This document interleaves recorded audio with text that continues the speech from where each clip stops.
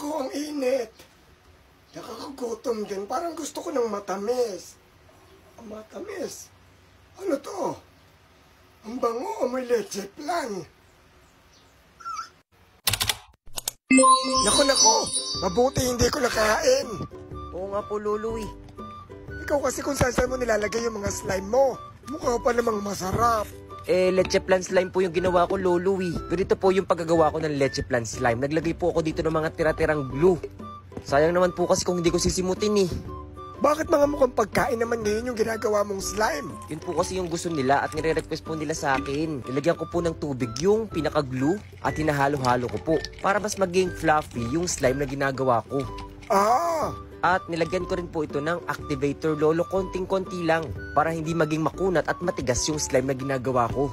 Naku, mabuti na lang napigilan mo ako kung hindi nakain ko yung leche plan slime na yon. Amoy leche plan. Dahil po kasi yun sa nilagay ko, Lolo. Ano ba yung nilagay mo doon? Napapanood po nila dito. Kaya ba siya nagmukhang leche plan? Opo, Lolo. Ayan po, binuhos ko na po, Lolo. At tingnan nyo po, oh.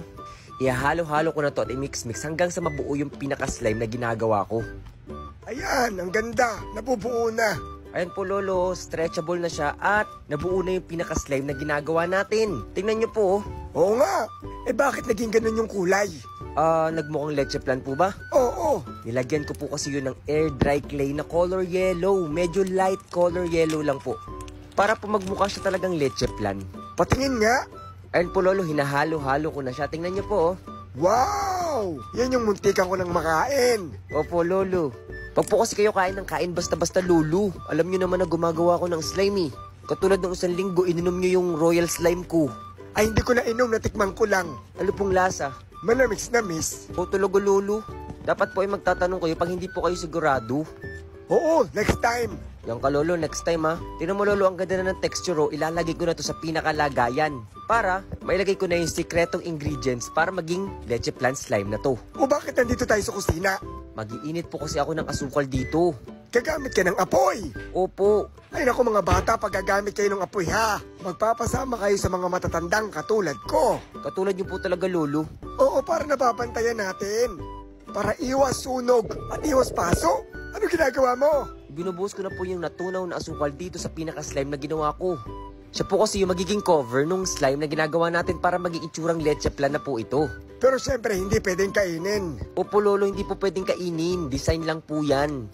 Tinan mo naman, mukhang masarap at mukhang leche plan talaga. Oo nga po, mabuti nga po hindi ko nilagay sa ref eh. Ay naku, pag nilagay mo yung sarap, kakainin ni Trojan yan.